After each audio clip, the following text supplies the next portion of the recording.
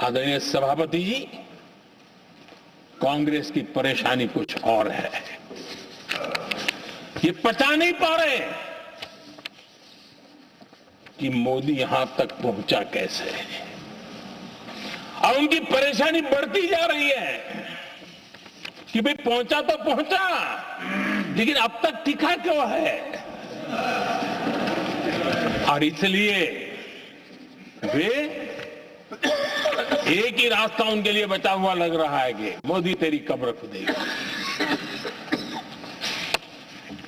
आदरणीय सभापति जी, ये तो मान करके बैठे थे।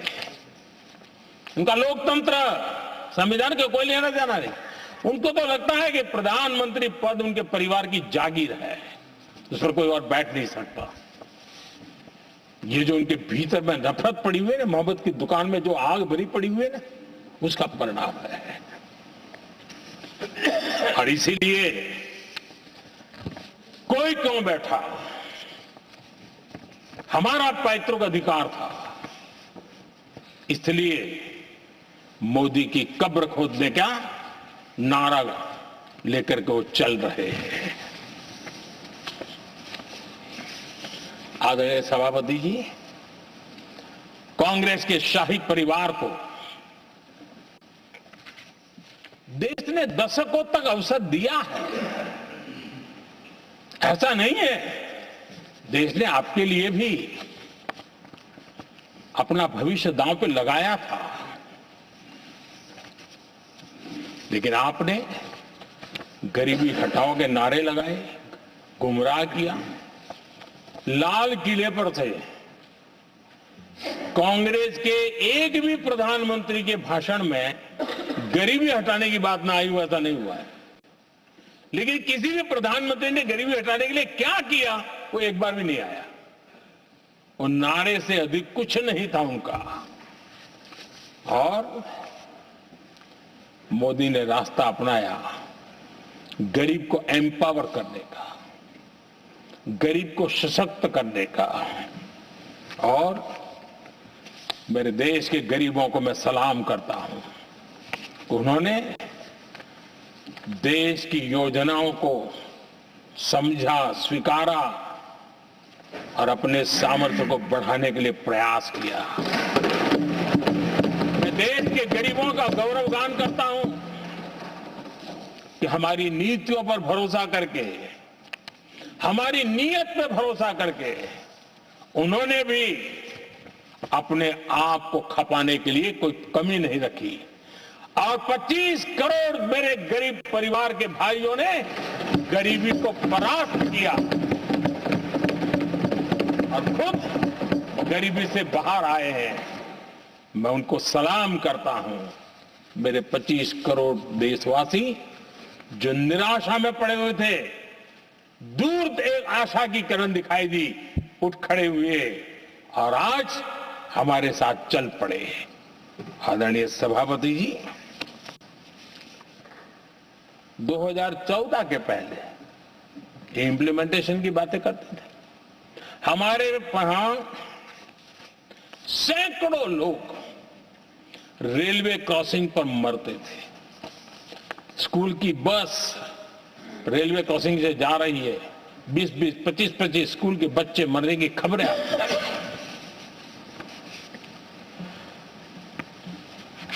अनमैन्ड रेलवे क्रॉसिंग, वो इतना बड़ा काम नहीं था कि नहीं कर सकते थे। ये काम भी मुझे करना हुआ और हमने सारे अनमैन्ड क्रॉसिंग बंद कर दिए, लाखों लोगों की जिंदगी बचा ली। इसलिए ये मोदी की कब्र खोदना चाहते हैं। आदरणीय सभापति जी, 2014 से पहले इस देश में 18,000 गांव ऐसे थे जिनको बिजली का मतलब पता नहीं था। बिजली का कोई तार होता है, कोई बल्ब होता है, कोई लट्टू जलता हुआ उसमें उजाला निकलता, पता नहीं था उनको। 18,000 गांव 2014 के बाद जब आपने हमें दायित्व देशवासियों ने दिया, उन 18,000 गांव जिन्होंने कभी बिजली का मुंह तक नहीं देखा था, बिजली का शब्द भी कान पे नहीं सुना था, उन गांवों में उजाला पहुंचाया। इसलिए इनको मोदी की कब्र खोदने के सिवाय अब कोई रास्ता नहीं दिख रहा है। आदरणीय सभापति जी, वो भी एक वक्त था जब देश में बार बार खबरें आती थी,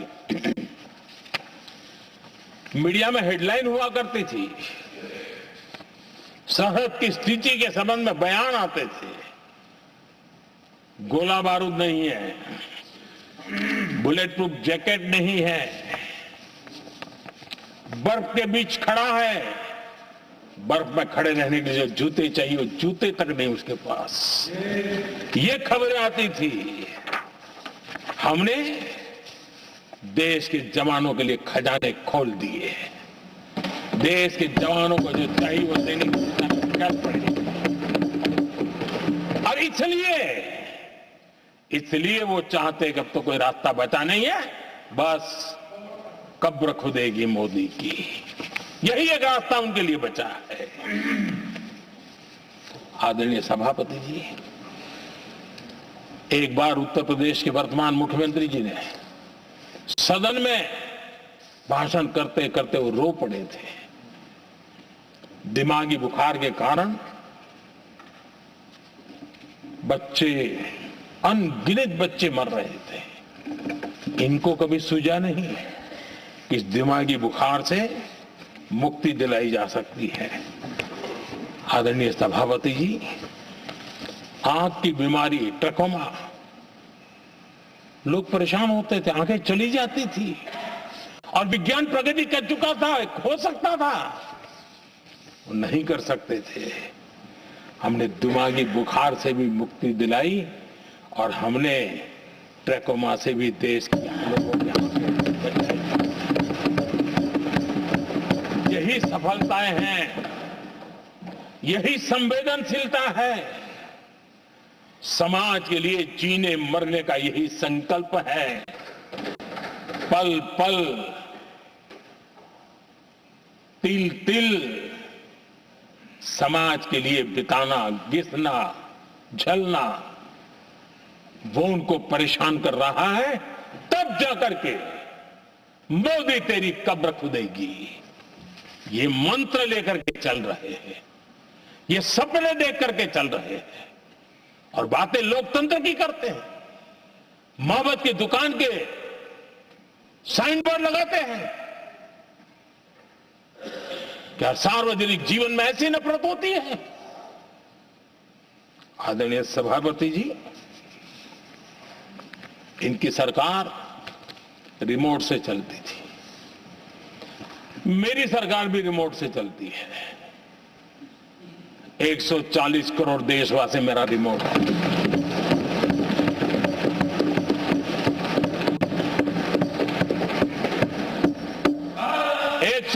करोड़ देशवासियों के सपने, 140 करोड़ देशवासियों की आकांक्षाएं, देश के नौजवानों के संकल्प,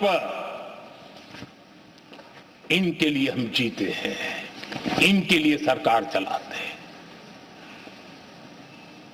सत्ता हमारे लिए सुख का रास्ता नहीं है, सत्ता हमारी सेवा का माध्यम है।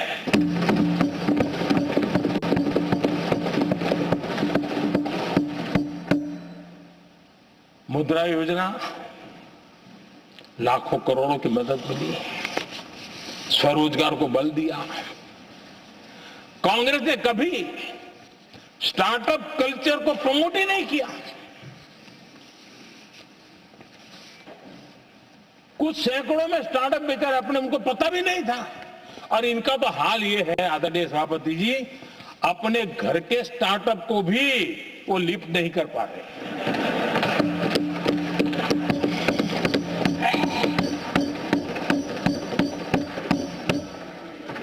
और हमारी सरकार में आज 2 लाख से ज्यादा स्टार्टअप है।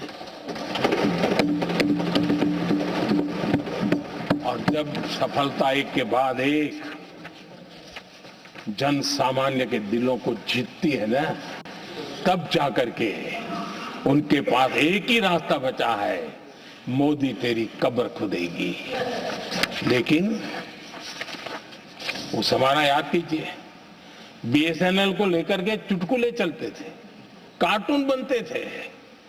आज स्वदेशी 4G स्टैक हमने खड़ा कर दिया।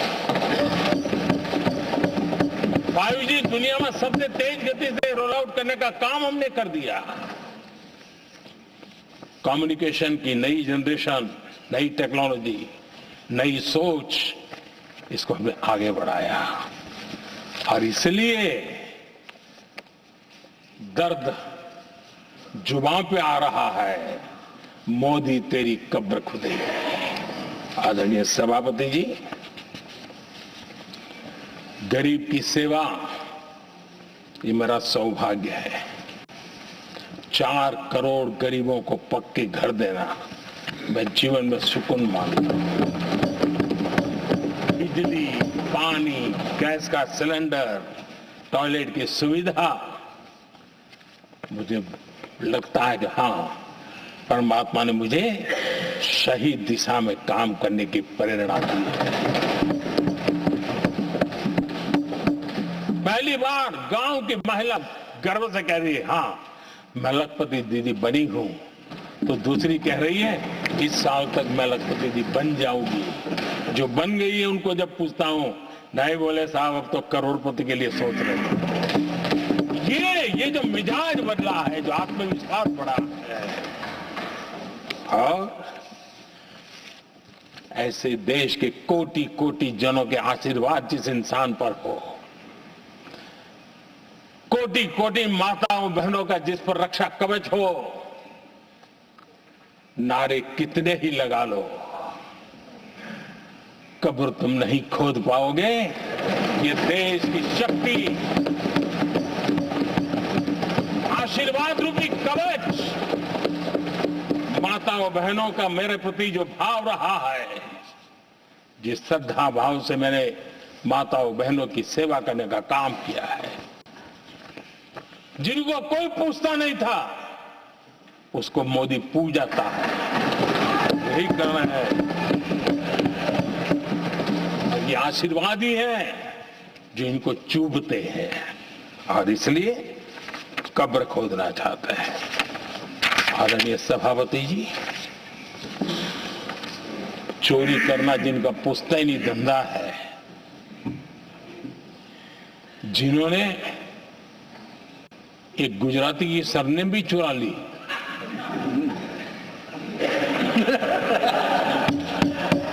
महात्मा गांधी की सरनेम चुरा ली, ये लोग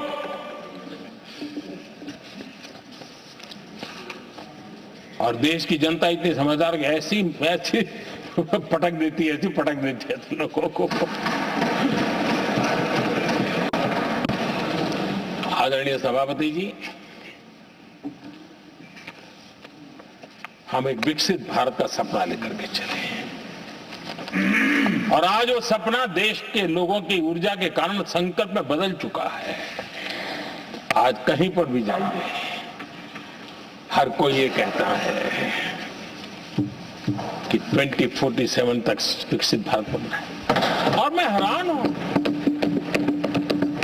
कुछ हमारे साथी सदन में इतने निराशावादी, इतने जमीन से कटे हुए लोग, बदलती हुई दुनिया से अनभिज्ञ लोग, पता नहीं क्या बोल रहे हैं। वो कहते हैं हम मोदी भी 2047 की क्या बोल रहा है, 2047 किस दे देगा है? हमारे देश के लिए, आजादी के लिए जो लड़ते थे, जो फांसी के तख्त पर चढ़ जाते थे, जो लाठियां खाते थे, गोलियां खाते थे, जो काला पानी की सजा के लिए अंडमान निकोबार के सेल्यूलर जेल में जिंदगी बिता देते थे, लक्षावधि नौजवान अपने पढ़ाई का भविष्य का सोचे बिना, कोई परवाह किए बिना सिर्फ देश के लिए सोचने के लिए निकल पड़े थे। क्या उन्होंने कभी ये सोचा होता कि यार हमारे कालखंड में तो आजादी मिलेगी नहीं, कि मैं क्या करूं? तो क्या देश कभी आजाद होता? ये इतने निराशावादी लोग हैं, कि जब मैं डिजिटल इंडिया की बात करता था, मैं फिनटेक की चर्चा करता था, मैं यूपीआई की बात करता था, तो ये कहता था अरे इस देश में गरीब आदमी मोबाइल फोन पर कैसे पैसे का कारोबार करेगा। 3 साल के भीतर भीतर देश ने दिखा दिया ये हो सकता है।